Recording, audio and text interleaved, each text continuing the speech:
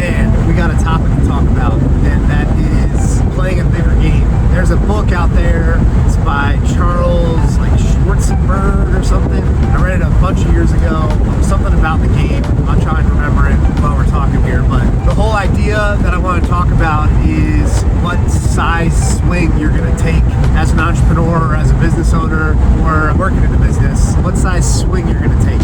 So the amount of work that it takes to rent out a studio apartment to a tenant is about the same amount of work that it takes to rent out a 50-unit building.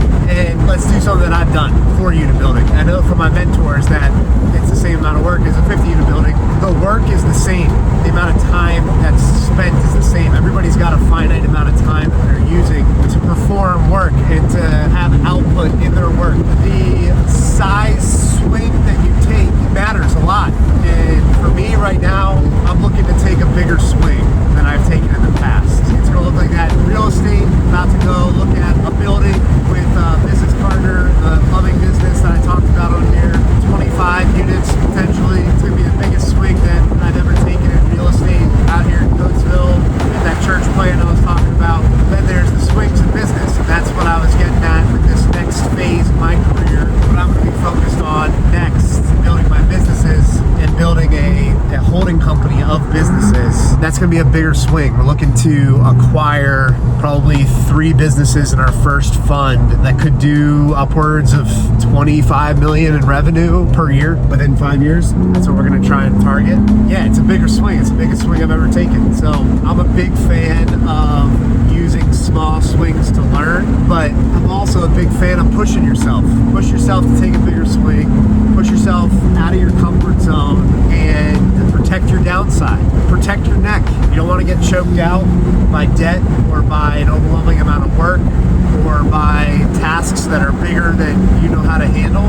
Use the advice of mentors, colleagues, of family, of friends. Take that advice, take it into consideration. Don't blindly follow all advice, but take that into consideration and then determine what kind of swing you want to take. So my goal with this vlog is to help bring you along some of the bigger swings that I'm taking from an inside look here. I've taken a few, it's time to go bigger. So let's take a look at this property together.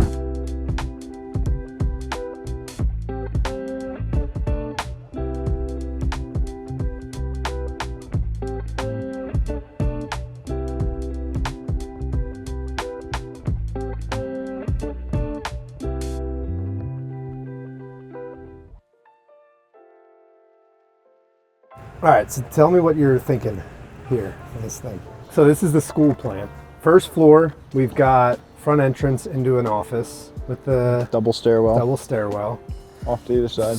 And then we got storage, multi-purpose room. This classroom and storage were like trashed. Yeah, and the kitchen's in rough shape. And then 2 restrooms. And then this is that stairwell. And then we got, okay, that stairwell there.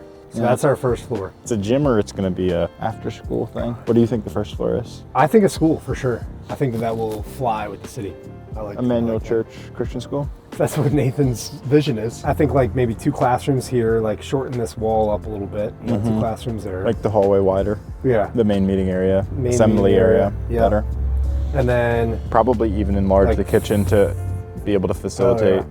Maybe 4 classrooms, 1, 2, 3, 4. Yep, bathrooms need to be enlarged. Oh, this jut out here is the stairwell. It's that landing, I guess, yeah. This right here. But there's a carry-out. That is the stairwell for the second floor. So this is this first floor that we're looking at right here. Yes. Got it, okay. And that's what we're thinking, residential. Yep. And then we have the elevator shaft, which probably needs to be reactivated and extended to the 3rd floor if it does become residential for ADA compliance. Okay, so that's as is for the school. Yep. Now, we're thinking... without changing any of the exterior skyline, fascia, just rehabilitating it. We don't want to change any of the look of it. Right. Brickwork will just be repointed, new roof, new gutters, new soffits, but nothing external is going to be changed as far as the look of the building. All right, so then convent, that's this other building. Okay. Yep. So we got 1, 2, 3, 4, 5, 6 classrooms. 2 very small bathrooms though. And did he remove the kitchen? 2 small bathrooms, no cafeteria. think this classroom probably gets deleted so that you actually have an entry into the area, and there's no assembly area in this plan. So you probably make not a cafeteria, but a kitchen with dining and kind of a play area. But it's not a bad plan at all. We could do that. Yeah, definitely. All right, so that is lower level. The first floor of the building, 7 units. This fit out would be a lot. 7 units, if you're interested in living in Coatesville. Third floor is the exact same setup. Looks very similar. 14 units. All right, so for the convent, which is the second building, it's 3 floors as well. But significantly less cut and dry in terms of hallways, accessibility, and normalcy. So this is 5-unit building total. First floor, 2 one-bedroom apartments. This is a little bit of a challenging Is that that? setup. Yeah. We talked about maybe making those into offices for us. Yeah. So maybe just one first floor apartment. Have And then some management offices and storage. Yeah. Second floor, 1 bedroom and a studio. Third floor, 2 bedroom. So it's really much more like a 4-unit building, but nice 4 units. Yeah. And 4 units and offices. 18 units, a preschool, and offices. That's pretty good. And how did we discover this property? You tell me, bro. Yeah, it's actually a mystery too. I was just hoping you could make up a story for the camera. This is a Levi Clark special. This is an ask and you shall receive. Yeah. We were walking through the building trying to find out about what we could do for the church across the street. And the property manager for that said, oh yeah, that's an abandoned school. And I said, can I have the guy's number? I want to buy it. Yeah. And pretty much that week we had an appointment to walk through and see it. Yeah. Now we're in the process of doing our due diligence, finding out what we can and cannot afford, and This guy's whether it's a legit, worthwhile though, that investment. owns it. He's bought a bunch of churches like this one and converted them into various things. Yep. This one's a wedding venue, but With- he owns probably like 100 or so units in Coatesville. Sounds like about 100, 150. I And looked then up his company. Yeah, they got a lot. Yeah, he's That's building the Velodrome down on 82 in the heart of Coatesville. So we're What trying is to it pour into the city. Velodrome. It's like a big indoor bicycle arena. That's right. We said 19 units plus a daycare. How do you manage things like parking and everyday life? Let's just say that's 25 cars for your tenants. That fills up this lot for sure.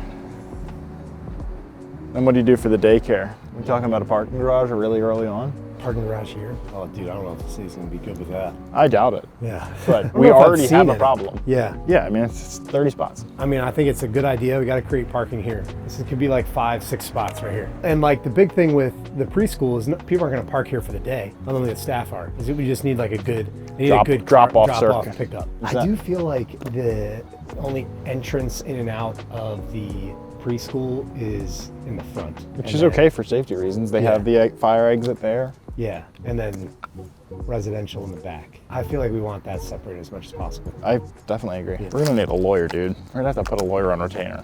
Yeah, I got a good one. There's just like a ton of construction to do on this thing. It also looks like that brick right there looks like a brick facade. It doesn't look like actual brick. Look at that, stained glass windows. It's gonna look beautiful. Check that out. Thing is sweet. It's pretty legit. New windows, doors, gutters. A little bit of work on the brick, a lot of work on the stone. The interior is a big part though. That's gonna be serious. I would say probably 6 to 12 months of work. Order of business is to figure out what the city will let us do, get drawings drawn up, figure out what the after repair value is gonna be, and we can back into like, is this gonna be a worthwhile investment for us even to try and build out? Benefit is this owner, I think we mentioned it, is willing to do seller financing on it. For seller financing, he'll basically serve as the bank for a portion of it, not for the renovation costs, I don't think. And then he was talking about potentially doing like a joint venture, like where we'll become business partners for the school. He like wants to build out a bunch of businesses in his family office. So that'd be sweet because he could find an operator. He knows this area really well. He's got connections to a couple other schools in the area. Be sweet. We'll see. Much to do. Much to do before there's much to do. He said at one point in Coatesville, they were gonna try and make it, like build up the downtown area like it is in Westchester or in Phoenixville. There was like investment groups that had committed $700 million worth of investment into Coatesville to like build it up. And the city council at that time were worried about gentrification, basically displacing the current residents. So they were worried about that. So they shut down all that investment, which is just crazy to me. There's certainly ways to do both. but it's a shame. Now it's a real somewhat rundown part of Chester County. It would be a shame if we couldn't figure out how to revive this, city. But that's like the big thing that this current owner's trying to do. He's trying to be like the main person to help revive Coatesville. So we'll help him on the path.